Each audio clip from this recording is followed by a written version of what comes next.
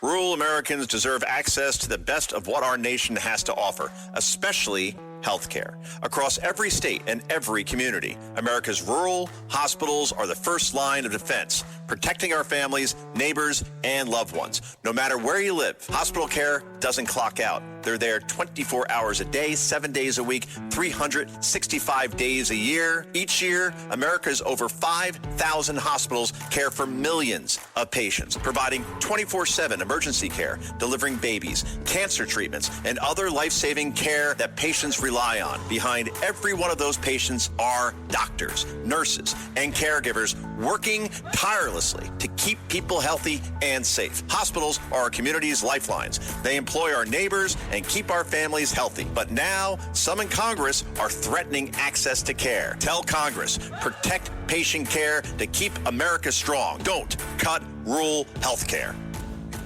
Listen, all you New Yorkers.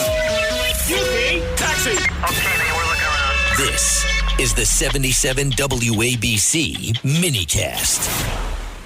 Now, I want you to, and I'm going to do this, because this is a part of what I wanted to discuss regarding the complete destruction of our culture. And one of the reasons why our culture is being destroyed is the dumbing down of America. Every year, we are seeing more and more people becoming less and less able, equipped to handle some pretty decent concepts. Let me give you an example. And this last gentleman was very, very good. And I applaud anybody who does march. And he said they overruled Roe versus Wade.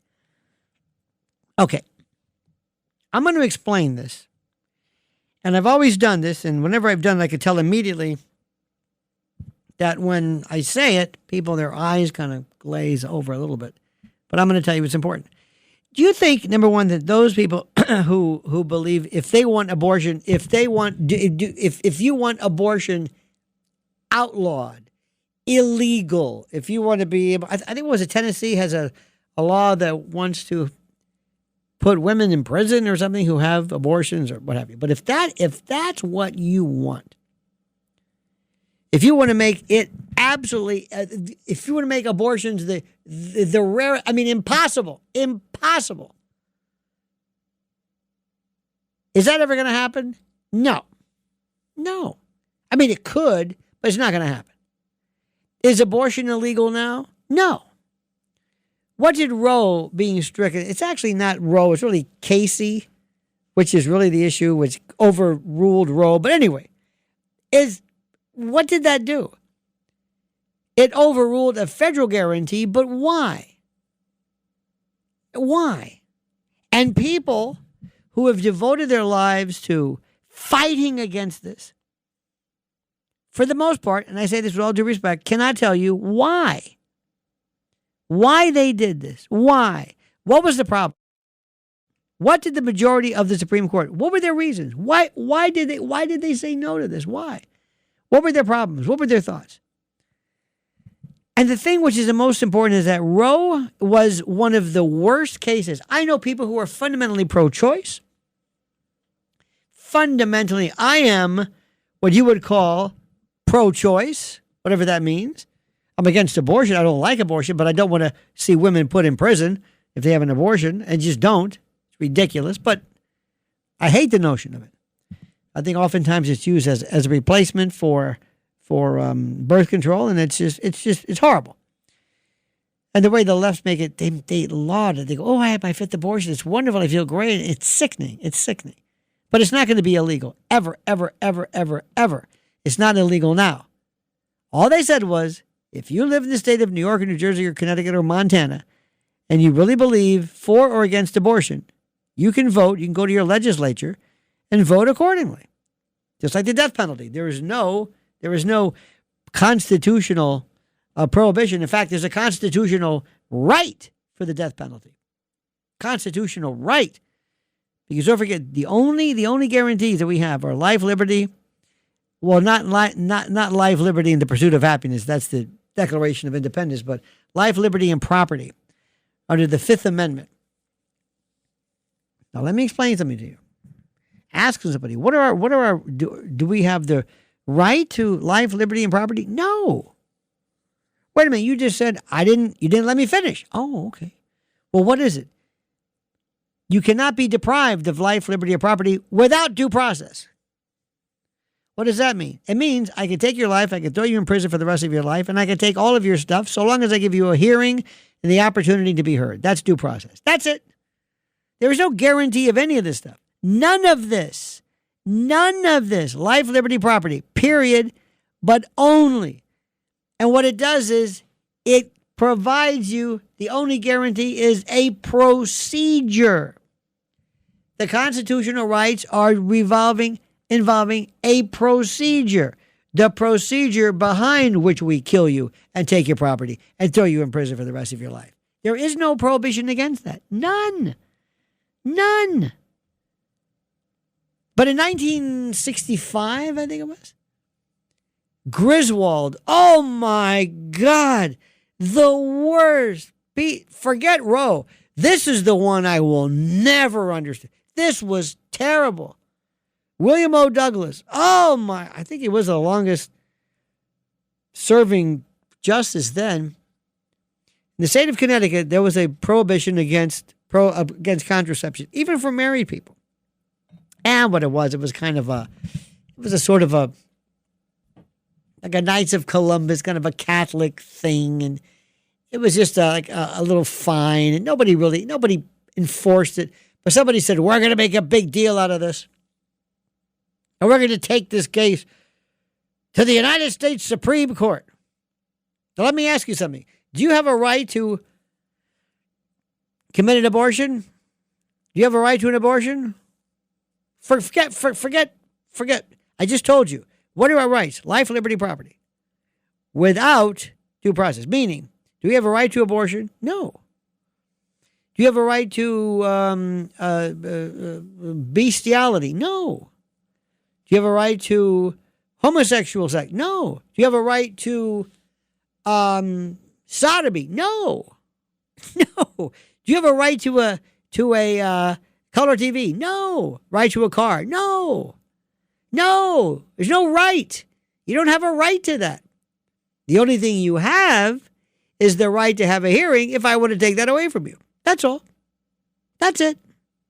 So somewhere along the line, and Nino Scalia, God bless him, I've always thought they took him out. How many of you think they took him out? He was there he was at this Illuminati hunting lodge wearing green capes, and they found him dead in his bed with a pillow on his head.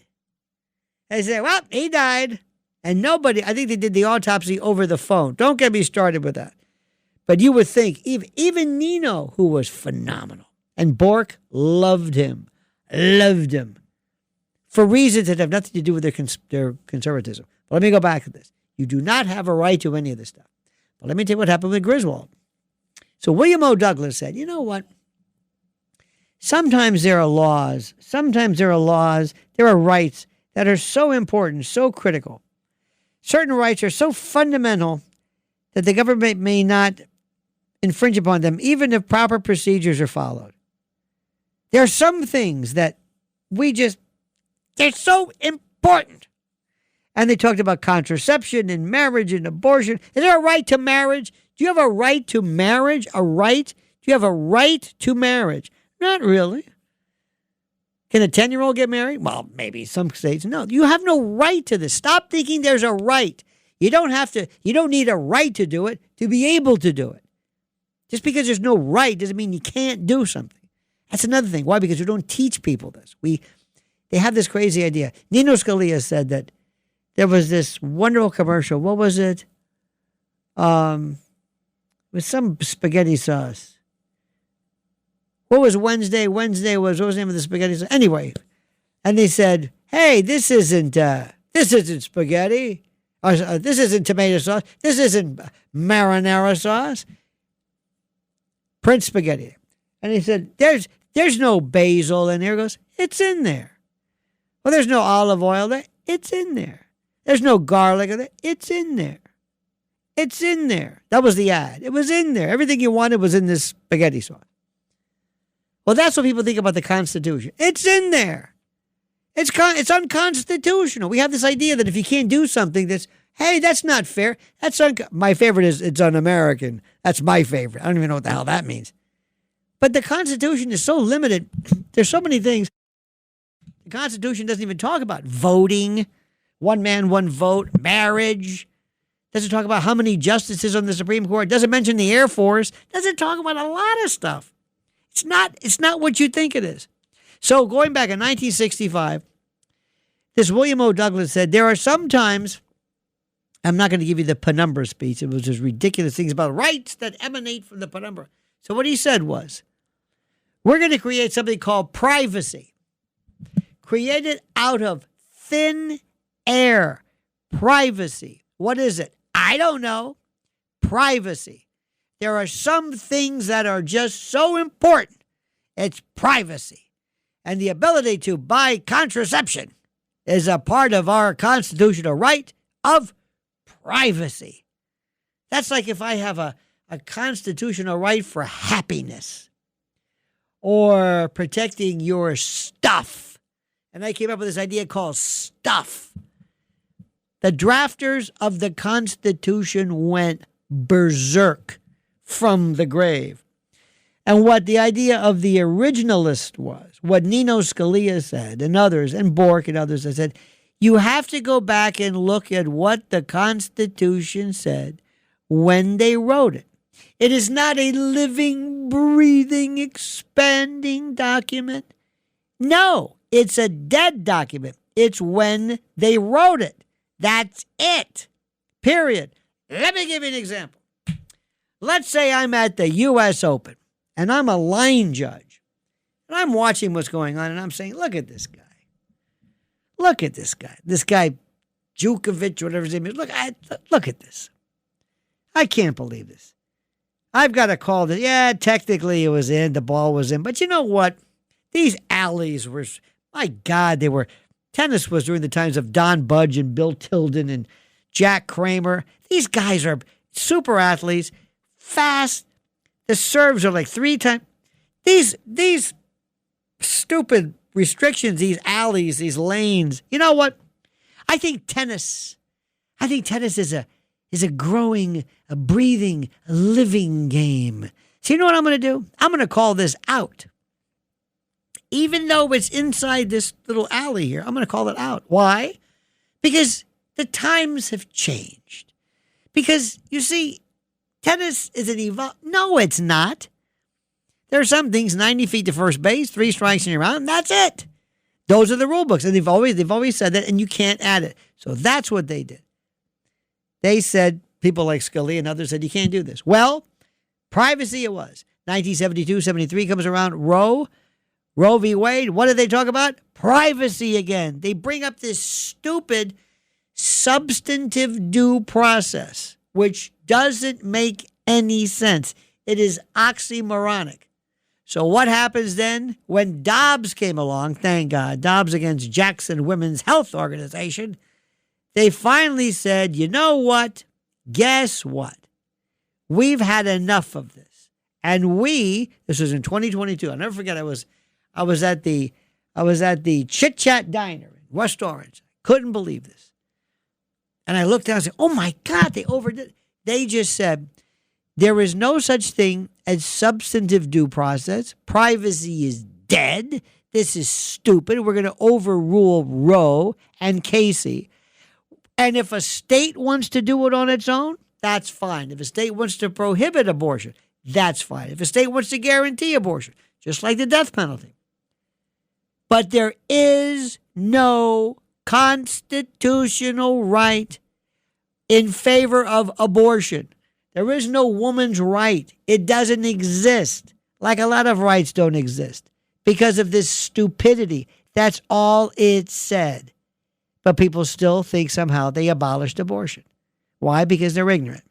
Rural Americans deserve access to the best our nation has to offer, especially when it comes to health care. Across every state and every community, America's rural hospitals are the first line of defense, protecting our families, neighbors, and loved ones. No matter where you live, hospital care doesn't clock out. They're there 24 hours a day, 7 days a week, 365 days a year. Each year, America's over 5,000 hospitals care for millions of patients, providing 24/7 emergency care, delivering babies, cancer treatments, and other life-saving care that patients rely on. Behind every one of those patients are doctors, nurses, and caregivers working tirelessly to keep people healthy and safe. Hospitals are our community's lifelines. They employ our neighbors and keep our families' health. But now, some in Congress are threatening access to care. Tell Congress, protect patient care to keep America strong. Don't cut rural health care.